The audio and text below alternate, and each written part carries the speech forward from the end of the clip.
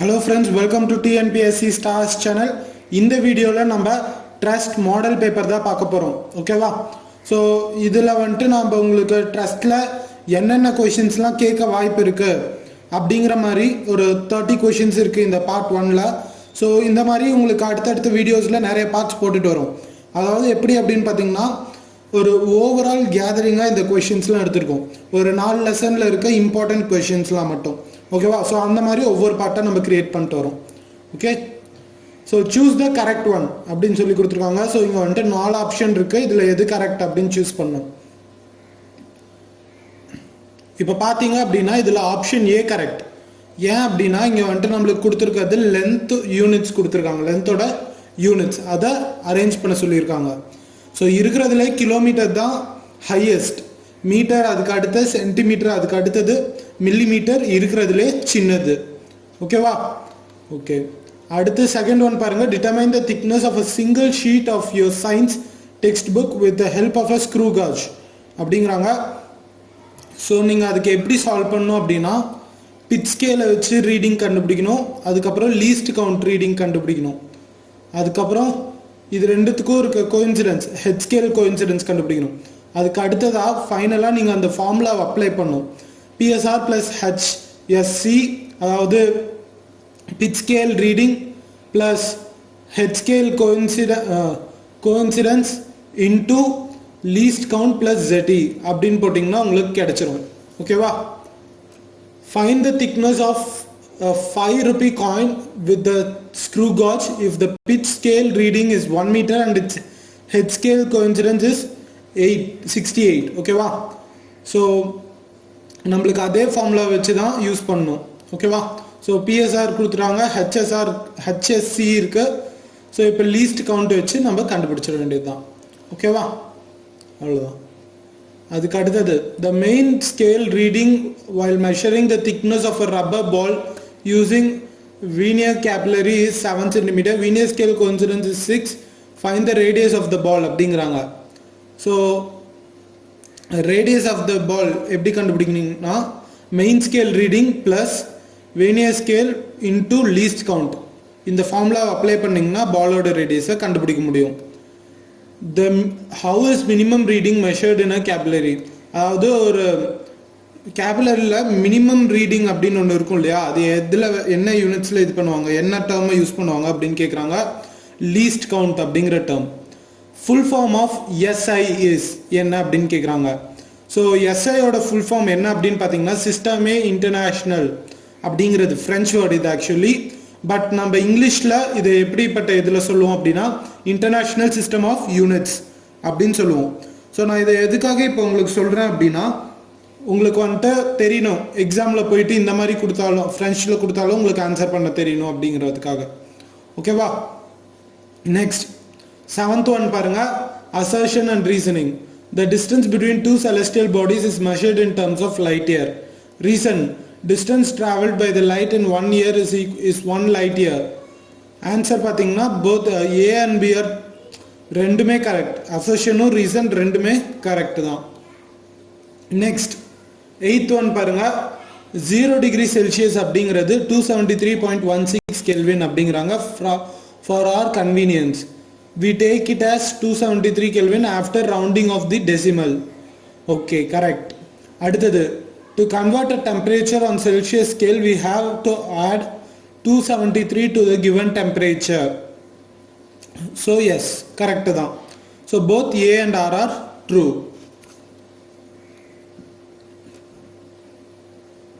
9th one பாருங்க.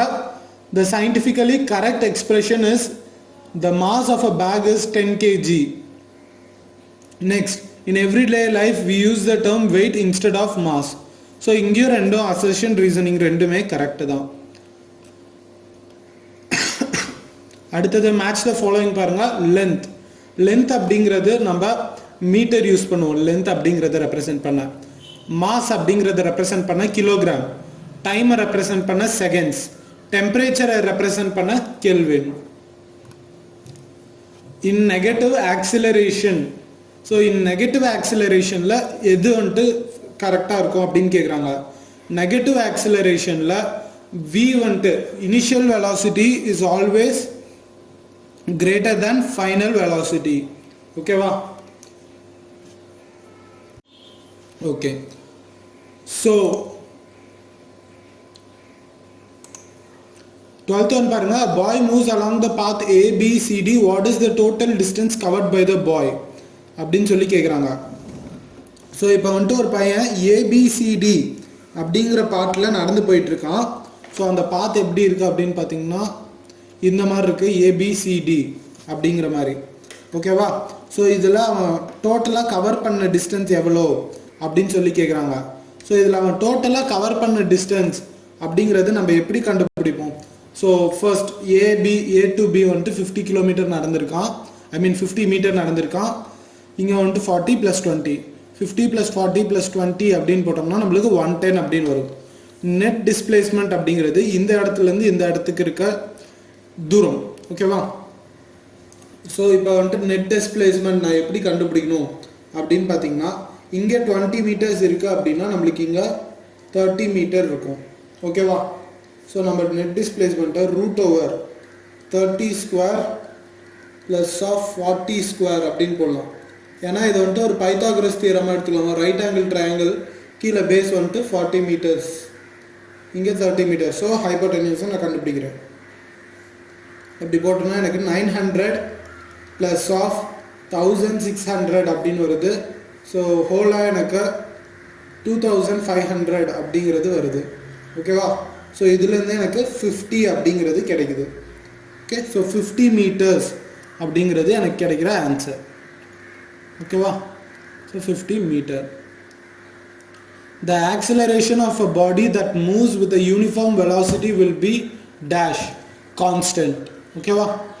அடுத்தது 14th one, a train travels from A to B with a velocity 100 km/h and returns from the station B to A with a velocity of 80 km/h.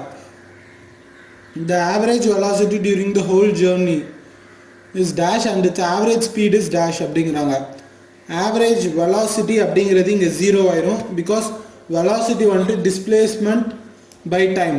Since கிளம்புன train அதே இடத்துக்கு வந்துருச்சு அப்படிங்கிறதுனால அது 0. And average எப்படி கண்டுபிடிக்கணும் அப்படின்னா 100 + 80 divided by 2 அப்படின்னு போட்டோம்னா நம்மளுக்கு 180/2 அப்படின்னு வரும், which is 90 அப்படிங்கிறது. ஸோ 90 அப்படிங்கிறது நம்மளோட ஆன்சர்.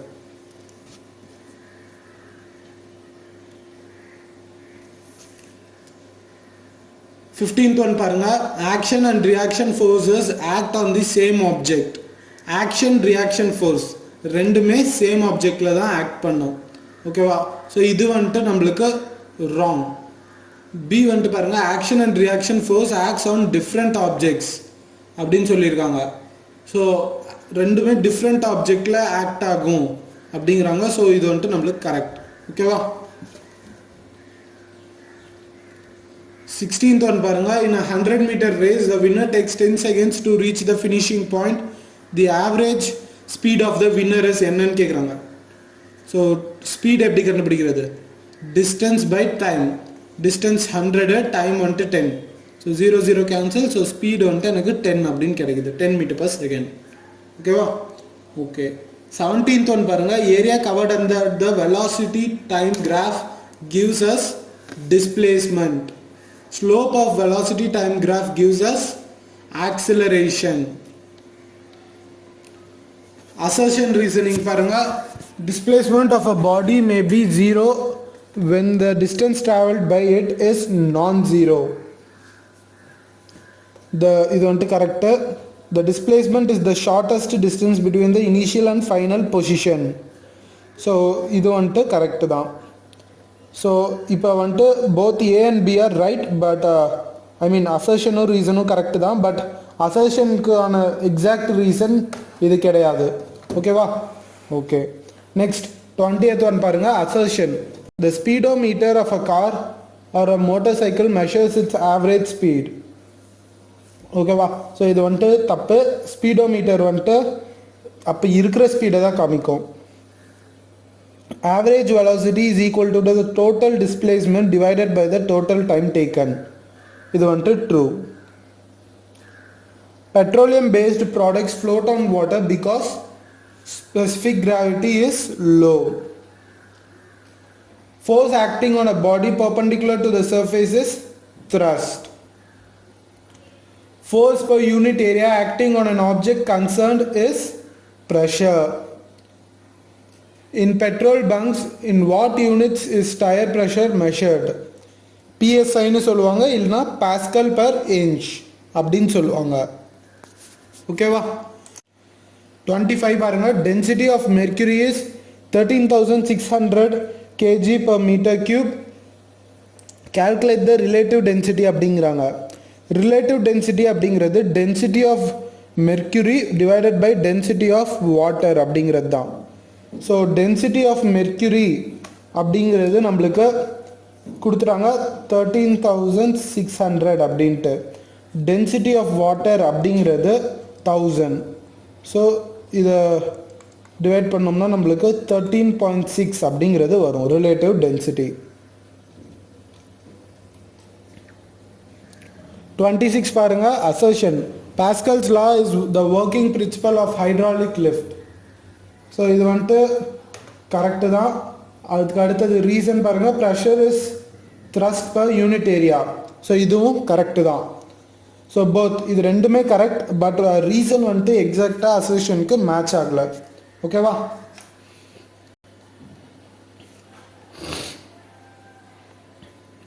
ஸோ 27 பாருங்க. To float body must displace liquid whose weight is equal to the actual weight. ஓகேவா? ஸோ இது வந்துட்டு கரெக்டு தான். The body will experience no net downward force in that case. So இதுவும் correct தான். But இந்த reason வந்துட்டு அசர்ஷனுக்கு சரியான ரீசன் கிடையாது. ஓகேவா? ஓகே. அதுக்கு அடுத்தது 28 பாருங்க. The weight of a floating object in a fluid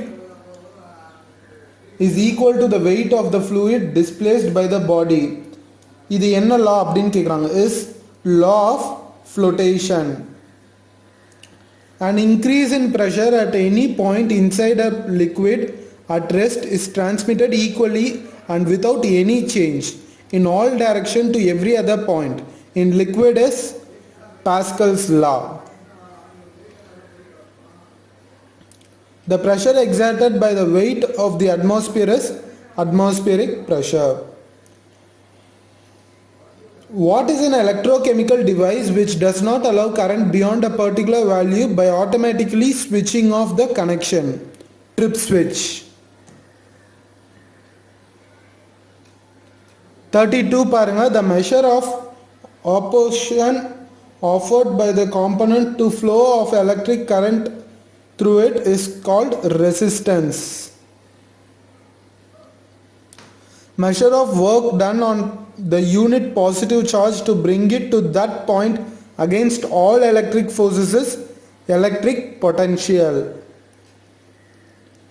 V represents electric potential. So V அப்படிங்கிறது electric potential கான symbol. 1 coulomb of charge has dash electrons. 1 coulomb is equal to 10.6 into 10 to the power of minus 19. So அது வந்துட்டு எத்தனை electrons அப்படின்னு பார்த்தோம்னா 1 divided by, so இதை வந்துட்டு 1 divided by அப்படின்னு வரணும். ஓகேவா?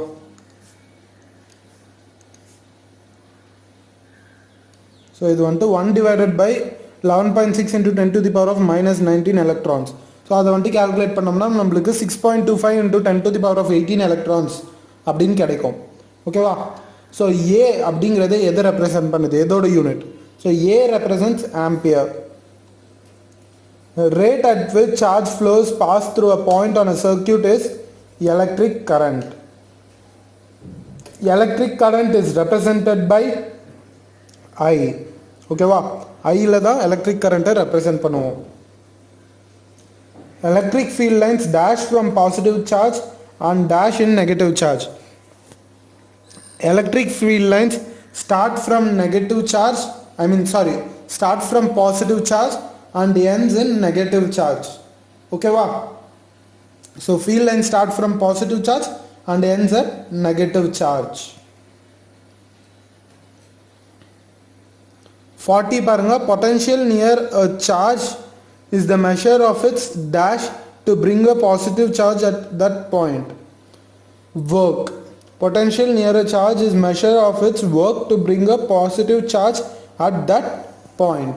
ஓகேவா? ஸோ இதோட உங்களுக்கு பார்ட் 1 முடியுது. இருக்கிற எல்லா இம்பார்ட்டன்ட் கொஷின்ஸும் நம்ம போட்டாச்சு. ஓகேவா? ஓகே, நெக்ஸ்ட் வீடியோவில் உங்களுக்கு அடுத்த பார்ட் போடுறேன். தேங்க்ஸ் ஃபார் வாட்சிங்.